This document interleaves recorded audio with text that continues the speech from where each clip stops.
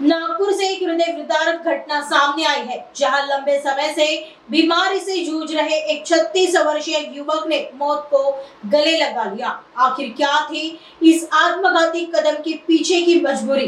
नागपुर के मिहान इलाके से एक चौंकाने वाली खबर सामने आई है। यहाँ 36 वर्षीय रोशन शामोजी तीतरे ने अपने घर में फांसी लगाकर आत्महत्या कर ली।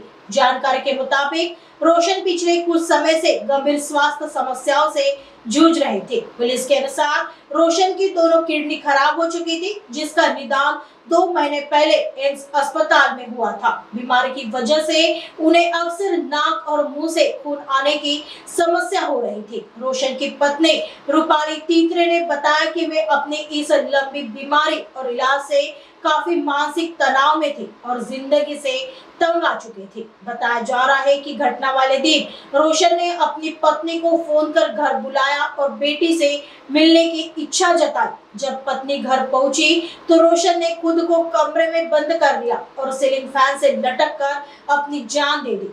हालांकि परिजनों ने उन्हें तुरंत में अस्पताल पहुंचाया, लेकिन डॉक्टर ने उन्हें मृत घोषित कर दिया। फिलहाल पुलिस ने इस मामले में आकस्मिक मृत्यु का मामला दर्ज कर लिया है। आगे की जांच जारी है।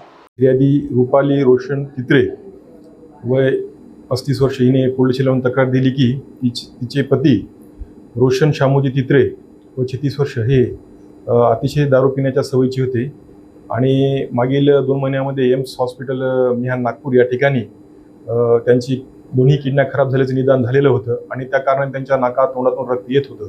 बरेच दिवसापासून त्या आजाराला ते कंटाळलेले होते आणि दिनांक 4 तारखेला दुपारी 12:45 पावणे 1च्या दरम्यान त्यांनी त्यांच्या पत्नीला म्हणजे फिर्यादीला त्यांची पत्नी त्यांच्या आईच्या इकडे गेली होती। त्यावेळेस त्यांनी फोन करून सांगितले की मला मुलीला बघायचे आहे, तू घरी ये।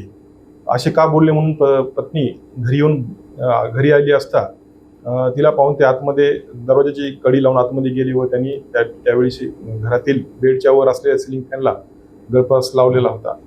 असे व्हेंटिलेटरमधून त्या मुलीला दिसले तेव्हा तिने आरडाओरडा करून त्या ठिकाणी दरवाजा तोडून आतमध्ये प्रवेश केला व त्यांना खाली उतरवले आणि मे हॉस्पिटलमध्ये नेले असता डॉक्टरांनी त्यांना तपासून मृत घोषित केले आहे। अशा प्रकारे मृत झालेले आहे। त्यांची दोन्ही किडन्या खराब झाल्यामुळे ते बरेच दिवसापासून आजारपणाला कंटाळलेले होते आणि त्या कारणाने त्यांनी केले आहे असे त्याच्या पत्नीने सांगितलेले आहे। सध्या गुन्हा मर्ग दाखल झालेला असून त्यामुळे पुढील तपास सुरू आहे।